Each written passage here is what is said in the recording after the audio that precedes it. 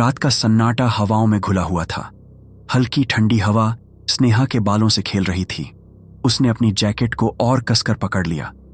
यह शहर उसके लिए नया था, लेकिन न जाने क्यों इसे देखते ही एक अजीब सा अपनापन महसूस हुआ, खासकर वह पुरानी हवेली जहां वह रहने आई थी। हवेली का गेट झंग खाया हुआ था और दीवारों पर बेलों ने अपना कब्जा कर लिया था, लेकिन फिर भी उसमें एक अजीब सा आकर्षण था, मानो यह हवेली सदियों से उसका इंतजार कर रही हो। अंदर कदम रखते ही उसे अजीब सी ठंडक महसूस हुई। कमरे में पुरानी लकड़ी की गंध फैली थी। उसने सोचा शायद यह उसकी आदत बनने में थोड़ा वक्त लेगा, लेकिन असली रहस्य तो अभी उसके सामने आना बाकी था। अगले दिन जब स्नेहा कॉलेज पहुंची तो उसे हर कोई नया नया सा लग रहा था, लेकिन फिर उसकी नजरें आदित्य पर पड़ी। लंबा कद, तीखी मगर गहरी आंखें और एक रहस्यमयी मुस्कान। वह किसी से ज्यादा बात नहीं करता था, लेकिन उसकी मौजूदगी इतनी मजबूत थी कि स्नेहा को उसके अलावा कुछ और दिख ही नहीं रहा था। एक पल के लिए दोनों की नजरें मिलीं। कुछ सेकंड के लिए सब कुछ ठहर सा गया। तुम नहीं हो? आदित्य की आवाज में एक अजीब सा आकर्षण था। हाँ, स्नेहा। यह शहर थोड़ा अजीब है, संभल कर रहना, उसने हल्की मुस्कान के साथ कहा और चला गया। स्नेहा को यह अजीब लगा। कोई नया इंसान सीधे ऐसी बात क्यों कहेगा? उस रात जब स्नेहा अपने कमरे में अकेली थी, उसे फिर से वही ठंडक महसूस हुई जो हवेली में आते ही हुई थी। खिड़की खुली थी और पर्दे हवा से हल्के हल्के उड़ रहे थे। अचानक उसे महसूस हुआ कि कोई उसे देख रहा है। धीरे धीरे उसने खिड़की की ओर देखा। कोई नहीं था, लेकिन बाहर अंधेरे में कुछ हलचल जरूर थी। क्या यह सिर्फ उसका भ्रम था, या फिर यह कस्बा वाकई कुछ राज छुपाए बैठा था? रात की ठंडक हवेली के कमरों में घुल चुकी थी। खिड़की के पर्दे धीमे धीमे हिल रहे थे और स्नेहा के दिल की धड़कन तेज हो रही थी। उसने खिड़की की ओर देखा। बाहर घना अंधेरा था, लेकिन उसे यकीन था कि किसी की नजरें उस पर टिकी थीं। उसने हिम्मत जुटाकर खिड़की बंद कर दी और गहरी सांस ली। शायद यह उसका वहम था, या शायद नहीं। उसे ऐसा क्यों लग रहा था कि यह जगह कुछ छुपा रही है? अगले दिन कॉलेज में भी स्नेहा का ध्यान भटक रहा था। कल रात का वह एहसास अभी तक उसके जहन में ताजा था, लेकिन उसने खुद को समझाया कि यह सिर्फ एक नई जगह में आने की घबराहट थी। जैसे ही वह लाइब्रेरी में दाखिल हुई, उसे महसूस हुआ कि कोई उसे देख रहा है। उसने नजर घुमाई और वही गहरी आंखें उससे टकराईं। आदित्य। वह एक कोने में बैठा किताब पढ़ रहा था, लेकिन उसकी नजरें किताब पर कम और स्नेहा पर ज्यादा थीं। तुम ठीक हो? अचानक आदित्य ने पूछा। स्नेहा चौंक गई। हाँ, क्यों? कल रात हवेली में कुछ अजीब महसूस किया? स्नेहा के शरीर में ठंडक दौड़ गई। ये कैसे जानता था कि उसने कुछ महसूस किया? तुम्हें कैसे पता? आदित्य कुछ पल उसे देखता रहा, फिर मुस्कुरा दिया। बस यूं ही पूछ लिया। रात होते ही स्नेहा फिर से वही ठंडक महसूस करने लगी। यह सिर्फ हवेली की पुरानी दीवारों की ठंडक नहीं थी, यह कुछ और था। वह कमरे में इधर उधर टहल रही थी कि अचानक बत्ती झपकने लगी। फिर पलक झपकते ही सब कुछ शांत हो गया, लेकिन तभी उसे लगा कि कोई उसके पीछे खड़ा है। धीरे धीरे उसने पलटा। कोई नहीं था, लेकिन जैसे ही उसने आईने में देखा, उसकी सांस अटक गई। आईने में उसके पीछे एक परछाई थी, धीरे धीरे आकार लेती हुई। स्नेहा जोर से चीखने ही वाली थी कि अचानक खिड़की अपने आप खुल गई और ठंडी हवा का झोंका पूरे कमरे में दौड़ गया। आईने में अब कुछ नहीं था। वह घबराकर पलटी, लेकिन वहां कोई नहीं था। क्या यह उसका भ्रम था, या फिर कोई छाया सच में उसकी हरकतों पर नजर रखे हुए थी? रात के उस अजीब हादसे के बाद स्नेहा के मन में बेचैनी बढ़ गई थी। आईने में दिखी वह परछाई, क्या वह सिर्फ उसका भ्रम था, या फिर सच में कोई था? सुबह होते ही वह खुद को सामान्य करने की कोशिश में लग गई, लेकिन उसका दिमाग बार बार कल रात की घटना को दोहरा रहा था। कॉलेज पहुंचते ही उसकी नजरें आदित्य को ढूंढने लगीं। वह लाइब्रेरी में था, हमेशा की तरह अकेला, एक पुरानी किताब में खोया हुआ। लेकिन आज कुछ अलग था। स्नेहा ने हिम्मत जुटाई और उसके पास जाकर बोली, आदित्य, मुझसे झूठ मत बोलना। तुम कौन हो? आदित्य ने धीरे से किताब बंद की और उसे देखा। उसकी आंखों में आज अजीब सा गहरापन था, जैसे वह कुछ छुपा रहा हो। तुम यह सवाल क्यों पूछ रही हो? स्नेहा ने गहरी सांस ली। क्योंकि मुझे लगता है कि तुम मुझसे कुछ छुपा रहे हो, और यह भी कि इस शहर में कुछ अजीब हो रहा है। आदित्य हल्का सा मुस्कुराया, लेकिन उसकी मुस्कान में ठंडक थी। अगर तुम्हें पता चल गया कि मैं कौन हूं तो शायद तुम मुझसे दूर भाग जाओगी स्नेहा। यह सुनकर स्नेहा का दिल तेजी से धड़कने लगा। मतलब तुम सच में कुछ छुपा रहे हो? आदित्य ने गहरी सांस ली और धीरे से बोला, कुछ बातें जितना कम जानो उतना ही अच्छा होता है। उस रात स्नेहा सो नहीं पा रही थी। आदित्य के शब्द उसके कानों में गूंज रहे थे। वह उठी और अपने कमरे में टहलने लगी। तभी उसे याद आया कि हवेली की दूसरी मंजिल पर एक पुराना कमरा है जहां वह अब तक नहीं गई थी। जिज्ञासा से भरकर वह धीरे धीरे सीढ़ियां चढ़ने लगी। लकड़ी के फर्श की चरमराहट रात के सन्नाटे को तोड़ रही थी। उसने दरवाजे को हल्के से धक्का दिया और वह धीमे धीमे खुल गया। कमरे के अंदर हल्की धूल थी और चारों ओर पुरानी किताबें बिखरी हुई थीं। लेकिन एक चीज ने स्नेहा का ध्यान खींचा, टेबल पर रखा एक बहुत पुराना अखबार। उसने धूल झाड़कर उसे पढ़ना शुरू किया। रहस्यमयी मौतें। कस्बे में पिछले 20 सालों से युवतियों की लाशें मिल रही हैं, लेकिन उनके शरीर से खून की एक भी बूंद नहीं मिलती। स्नेहा का शरीर सिहर उठा। उसकी उंगलियां कांपने लगीं। तभी उसे लगा कि कोई उसे पीछे से देख रहा है। उसने घबराकर पीछे देखा, लेकिन वहां कोई नहीं था। लेकिन वह गलत थी। कोई था। स्नेहा का दिल जोर जोर से धड़कने लगा। कमरे में अजीब सी ठंडक थी और हल्की हल्की सरसराहट महसूस हो रही थी, जैसे कोई उसकी सांसों को सुन रहा हो। उसने अखबार को कसकर पकड़ा और जल्दी से दरवाजे की ओर बढ़ी। लेकिन जैसे ही वह बाहर निकली, उसे ऐसा महसूस हुआ कि कोई उसके पीछे से सरक कर अंधेरे में गायब हो गया। उसने डरते हुए पीछे देखा। कुछ नहीं था। आदित्य की छवि बदल रही थी। अगले दिन कॉलेज में उसकी नजरें आदित्य को ढूंढ रही थीं, लेकिन वह कहीं नहीं था। लाइब्रेरी, कैंपस, पार्किंग, हर जगह सन्नाटा था। कहां जा सकता है वो? स्नेहा के मन में संदेह गहराने लगा। तभी उसे लगा कि कोई उसे देख रहा है। उसने जल्दी से नजरें घुमाई। कुछ दूर खड़ा आदित्य उसे घूर रहा था, लेकिन आज उसकी आंखें पहले जैसी नहीं थीं। उनमें एक अजीब चमक थी, भूख और बेचैनी की।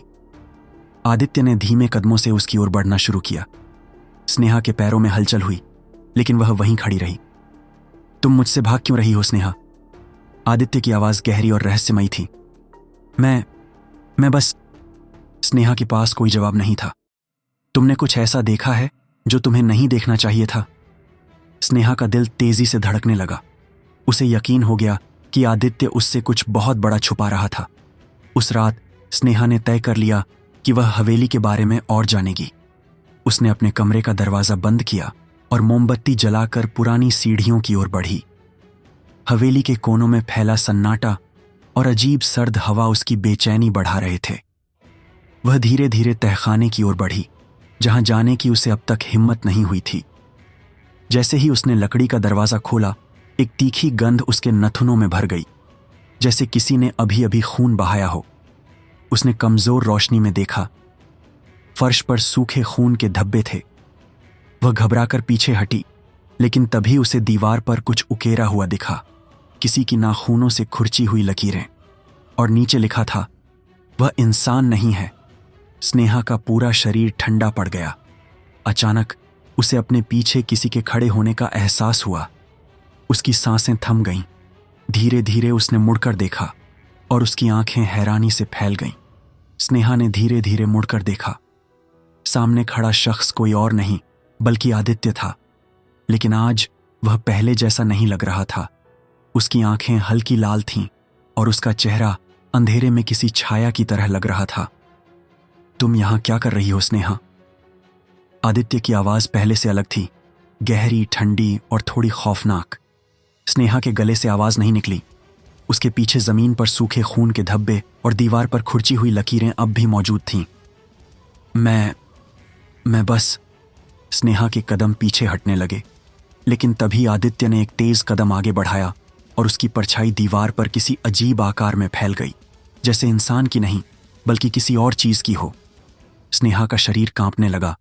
वह तेजी से दरवाजे की ओर भागी, लेकिन तभी हवा अचानक भारी हो गई। और दरवाजा खुद ब खुद बंद हो गया। अब तुम जा नहीं सकती स्नेहा। आदित्य की आवाज हवेली की दीवारों में गूंज उठी। स्नेहा ने घबराकर इधर उधर देखा। उसकी सांसें तेज हो रही थीं। तुम मुझसे क्या छुपा रहे हो आदित्य? उसकी आवाज किसी तरह बाहर निकली। आदित्य चुपचाप उसे देखता रहा, फिर हल्का मुस्कुराया, लेकिन उसकी मुस्कान में एक अजीब सी ठंडक थी। अगर मैंने सच बता दिया तो तुम मुझसे भाग जाओगी। नहीं, मैं भागूंगी नहीं, स्नेहा ने हिम्मत जुटाकर कहा, लेकिन उसके भीतर का डर उसकी आवाज में साफ झलक रहा था।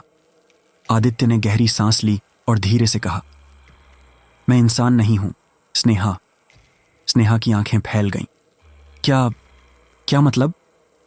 आदित्य ने धीरे से अपनी आस्तीन ऊपर की और स्नेहा को कुछ ऐसा दिखा जिससे उसका खून जम गया। उसकी नसों में खून नहीं, बल्कि काले रंग की कोई रहस्यमयी ऊर्जा बह रही थी। मैं वो हूं जिससे लोग डरते हैं। मैं अंधेरे में छिपकर रहता हूं, और जब रात होती है तो मेरी असली पहचान सामने आती है। स्नेहा का दिमाग सुन्न पड़ गया। तुम वैम्पायर हो? उसने कांपती आवाज में पूछा। आदित्य ने अपनी लाल आंखों से उसे देखा और धीरे से मुस्कुराया। हाँ, लेकिन मैं सिर्फ एक साधारण वैम्पायर नहीं हूं। स्नेहा का पूरा शरीर झंझना उठा। तो क्या यह हवेली भी? हाँ, यह हवेली मेरी थी, और यहां जो कुछ भी हुआ है वह मुझसे जुड़ा है। स्नेहा को अब तक जो सिर्फ एक पुरानी हवेली लगी थी, वह असल में एक खतरनाक रहस्य का घर थी, और वह खुद उस रहस्य का हिस्सा बन चुकी थी। लेकिन अब क्या होगा? स्नेहा के दिल में हजारों सवाल उठ रहे थे। आदित्य कौन था? वह इस हवेली में क्यों रह रहा था? और सबसे बड़ा सवाल, क्या वह स्नेहा को नुकसान पहुंचाएगा?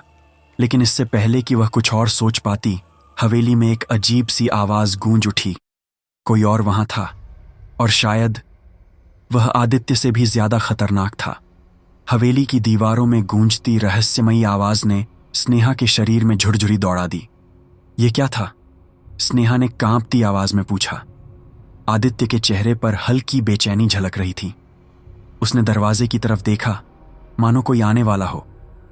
हमें यहां से जाना होगा स्नेहा, वह फुसफुसाया। क्यों? क्या कोई आ रहा है? आदित्य कुछ कहता, इससे पहले ही हवेली के अंदर जमीन हिलने लगी। किसी ने बहुत जोर से दरवाजा पीटना शुरू कर दिया। धड़ धड़ धड़। स्नेहा का पूरा शरीर जड़ हो गया। यह क्या हो रहा है आदित्य? आदित्य ने कोई जवाब नहीं दिया, लेकिन उसकी आंखों में डर था। तभी दरवाजा अपने आप खुल गया और एक भयानक ठंडी हवा अंदर घुस आई। हवेली की मोमबत्तियां बुझ गईं और अंधेरा छा गया। स्नेहा ने अपनी जेब से फोन निकालकर टॉर्च ऑन की। आदित्य, यह सब क्या है? आदित्य चुप था, लेकिन स्नेहा को उसके चेहरे पर चिंता साफ दिख रही थी। फिर उसने फर्श की तरफ देखा। खून की ताजा बूंदें वहां गिर रही थीं, लेकिन यह खून कहां से आ रहा था? स्नेहा की नजर ऊपर गई और उसकी आंखें डर से फटी रह गईं। छत पर एक साया रेंग रहा था। भूत या कुछ और? वह चीज धीरे धीरे इंसानी शक्ल ले रही थी। एक पतला दुबला शरीर, लेकिन उसकी चमड़ी काली और फटी हुई थी। उसकी आंखें लाल थीं और उसके हाथों में लंबे नाखून थे। ये क्या है? स्नेहा की सांसें तेज हो गईं। ये उन मौतों की गूंज है जो इस हवेली में हुई थीं, आदित्य ने धीरे से कहा। स्नेहा ने घबराकर उसकी ओर देखा। क्या मतलब? आदित्य ने गहरी सांस ली। यह हवेली सिर्फ एक घर नहीं है स्नेहा, यह एक कब्रगाह है। स्नेहा की आंखों में डर बढ़ता जा रहा था। तुम कहना क्या चाहते हो? आदित्य ने अपनी आंखें बंद कीं और धीरे धीरे उसने एक कहानी सुनानी शुरू की। एक कहानी जो खून से लिखी गई थी। सालों पहले यह हवेली मेरे परिवार की थी, लेकिन एक रात यहां कुछ ऐसा हुआ जिससे सब कुछ बदल गया। स्नेहा स्तब्ध होकर सुन रही थी। उस रात हर कोई मर गया और सिर्फ मैं जिंदा बचा। कैसे? आदित्य की आंखों में दर्द उभर आया। क्योंकि मैं इंसान था ही नहीं। स्नेहा के रोंगटे खड़े हो गए। उस रात मेरे भीतर का सच सामने आ गया, और जब मैंने अपनी आंखें खोलीं तो पूरा घर खून से लथपथ था। स्नेहा की सांसें थम गईं। तुमने अपने ही परिवार को? आदित्य ने कोई जवाब नहीं दिया, लेकिन उसकी आंखें सब कह रही थीं। स्नेहा पीछे हटने लगी। नहीं, यह सच नहीं हो सकता। लेकिन इससे पहले कि वह कुछ और कह पाती, हवेली के कोने से एक चीख गूंज उठी। वह भयानक आकृति अब उनके बहुत पास आ चुकी थी। आदित्य ने तुरंत स्नेहा का हाथ पकड़ लिया। हमें यहां से भागना होगा। आदित्य ने स्नेहा का हाथ कसकर पकड़ा और जोर से कहा, भागो। स्नेहा ने पीछे मुड़कर देखा। वो डरावनी आकृति अब उनकी तरफ बढ़ रही थी। उसकी आंखें सुर्ख लाल थीं और उसके मुंह से खून टपक रहा था, जैसे किसी ने उसे अभी अभी जिंदा नोचकर फेंका हो। आदित्य, ये क्या चीज है? स्नेहा ने डर से पूछा। यह हवेली का पहरेदार है, आदित्य ने कहा, और यह हमें यहां से जिंदा नहीं जाने देगा। धड़ाम। दरवाजा अपने आप जोर से बंद हो गया। हवेली अब पूरी तरह एक भयावह जेल बन चुकी थी। आदित्य और स्नेहा तेजी से सीढ़ियों की ओर भागे, लेकिन अचानक चारों तरफ दीवारों पर खून की धाराएं बहने लगीं। स्नेहा का दिल तेजी से धड़कने लगा। यह हो क्या रहा है? आदित्य ने उसकी कलाई पकड़ी और एक पुरानी गुप्त सुरंग की तरफ इशारा किया। यही एक रास्ता बचा है। लेकिन जैसे ही वे सुरंग के पास पहुंचे, वहां अचानक कोई खड़ा हो गया। अंधेरे से निकली परछाई सुरंग के दरवाजे पर एक लंबी काली छाया खड़ी थी। धीरे धीरे वह आकृति स्पष्ट होने लगी। वह एक इंसान जैसा दिख रहा था, लेकिन उसकी त्वचा फटी हुई थी और उसकी आंखों में गहरी अंधकार भरी थी। स्नेहा ने घबराकर पीछे हटने की कोशिश की, लेकिन आदित्य ने उसे थाम लिया। मत देखो उसकी आंखों में, आदित्य ने चेतावनी दी। क्यों? क्योंकि जो इसे देखता है वो फिर जिंदा नहीं रहता। स्नेहा की सांस अटक गई। आदित्य ने गहरी सांस ली और उस आकृति की ओर देखा। मैं जानता हूं कि तुम कौन हो। अचानक वह आकृति कांपने लगी और एक भारी आवाज गूंजी। तुम्हें यहां नहीं होना चाहिए। आदित्य ने स्नेहा का हाथ पकड़ा और जोर से कहा, अब भागो। दोनों सुरंग के अंदर कूद गए। पीछे से जोर की चीख गूंजी और फिर सब कुछ अंधेरे में समा गया। लेकिन वे सच में बच गए। सुरंग के अंदर सिर्फ अंधेरा था। स्नेहा ने कांपती आवाज में पूछा, अब हम कहां जा रहे हैं? आदित्य चुप था। फिर उसने धीरे से कहा, जहां यह सब शुरू हुआ था। स्नेहा ने चौंक कर उसकी ओर देखा। मतलब? आदित्य ने उसकी आंखों में देखा और कहा, स्नेहा, तुम्हें अब मेरा सबसे बड़ा सच जानना होगा। स्नेहा का दिल डूबने लगा। आखिर आदित्य कौन था? सुरंग के अंदर घना अंधेरा था। हर तरफ नमी और धूल भरी बदबू थी, जैसे सालों से वहां कोई नहीं आया हो। स्नेहा का दिल जोर जोर से धड़क रहा था। उसने आदित्य की तरफ देखा, जो अब भी गंभीर और खोया हुआ लग रहा था। आदित्य, तुमने कहा कि मुझे तुम्हारा सबसे बड़ा सच जानना होगा। आखिर तुम कौन हो? आदित्य रुका। उसकी लाल आंखें अंधेरे में हल्की चमक रही थीं। क्या तुम सच में तैयार हो, स्नेहा? स्नेहा ने गहरी सांस ली। अब पीछे हटने का कोई मतलब नहीं था। हाँ, बताओ। आदित्य ने एक क्षण के लिए अपनी आंखें बंद की, जैसे अतीत को याद कर रहा हो। मैं सिर्फ एक वैम्पायर नहीं हूं, स्नेहा। स्नेहा का शरीर ठंडा पड़ने लगा। फिर? मैं इस दुनिया में वैम्पायर्स की पहली नस्ल में से हूं। स्नेहा की आंखें फैल गईं। पहली नस्ल? मतलब तुम? हाँ, आदित्य ने धीरे से कहा। मैं अमर हूं। सुरंग में सन्नाटा छा गया। पर यह सब मुझसे क्यों जुड़ा हुआ है? स्नेहा ने हकलाते हुए पूछा। आदित्य ने उसकी ओर देखा और उसकी आंखों में एक अजीब सा दर्द था। क्योंकि तुम सिर्फ मेरी प्रेमिका नहीं हो स्नेहा, तुम मेरी तकदीर हो। स्नेहा पीछे हट गई। मतलब? हम पहले भी मिल चुके हैं, बहुत पहले, पिछले जन्म में। स्नेहा का दिमाग सुन्न पड़ गया। क्या कहा तुमने? ये पहली बार नहीं है जब हम मिले हैं। हमारी कहानी सदियों पुरानी है, लेकिन हर बार यह एक ही तरह से खत्म होती है, खून से। स्नेहा का गला सूखने लगा। तो इस बार क्या होगा? आदित्य ने उसकी आंखों में देखा और धीरे से कहा, या तो मैं तुम्हें खो दूंगा या फिर मैं अपने भाग्य को बदल दूंगा। अचानक सुरंग की दीवारों में कंपन होने लगा। सामने से काली परछाइयां निकलने लगीं। वे जीवित नहीं थीं, लेकिन वे धीरे धीरे आकार ले रही थीं। वे आ गए। आदित्य ने फुसफुसाया, कौन? वो जो नहीं चाहते कि मैं तुम्हें अपने साथ ले जाऊं। स्नेहा ने देखा। वे परछाइयां धीरे धीरे भयानक आकार में बदल रही थीं। उनकी आंखें जल रही थीं और वे हवा में तैरते हुए उनकी तरफ बढ़ रही थीं। हमें यहां से निकलना होगा। आदित्य ने उसका हाथ पकड़कर दौड़ लगाई। लेकिन सुरंग का अंत अब भी दूर था। क्या वे बच पाएंगे? आगे सिर्फ अंधकार था और पीछे मौत। स्नेहा का दिमाग शून्य होने लगा। मैं तुम्हारी तकदीर हूं। उसके अंदर घबराहट की लहर दौड़ गई। यह कैसे संभव था? वह तो बस एक आम लड़की थी जिसने कभी सोचा भी नहीं था कि उसके जीवन का जुड़ाव एक वैम्पायर से, वह भी अमर वंश के पहले वैम्पायर से होगा। लेकिन सोचने का समय नहीं था। परछाइयां पास आ रही थीं। सुरंग में तेज हवा बहने लगी।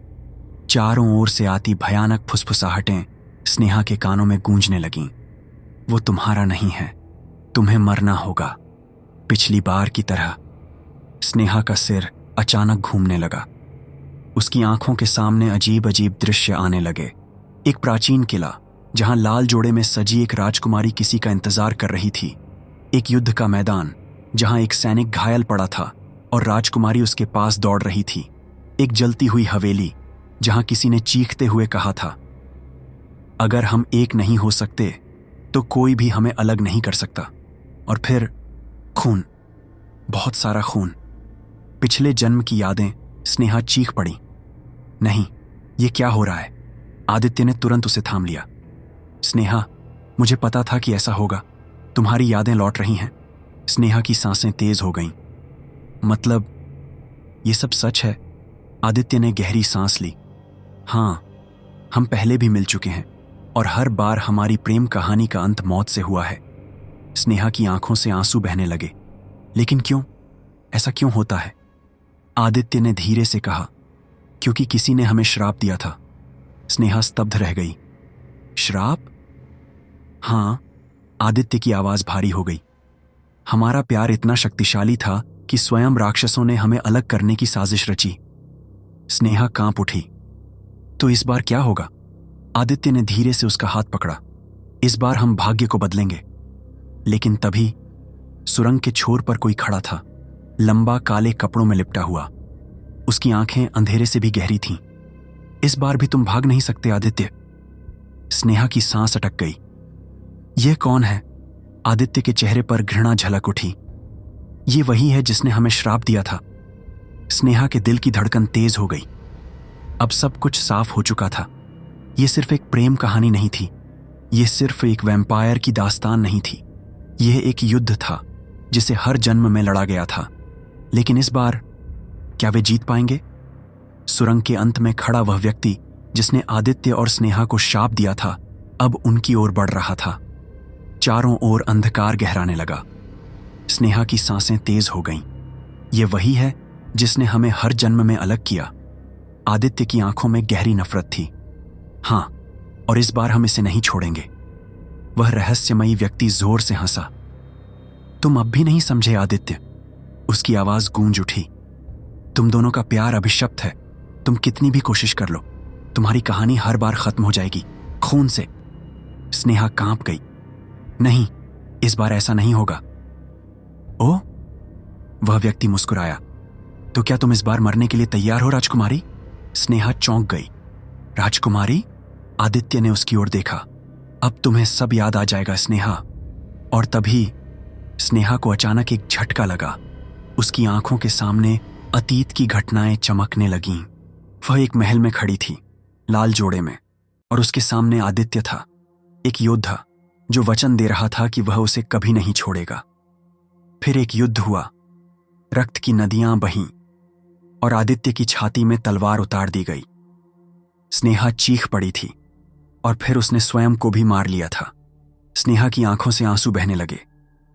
तो हम हर जन्म में मारे गए? आदित्य ने धीरे से कहा।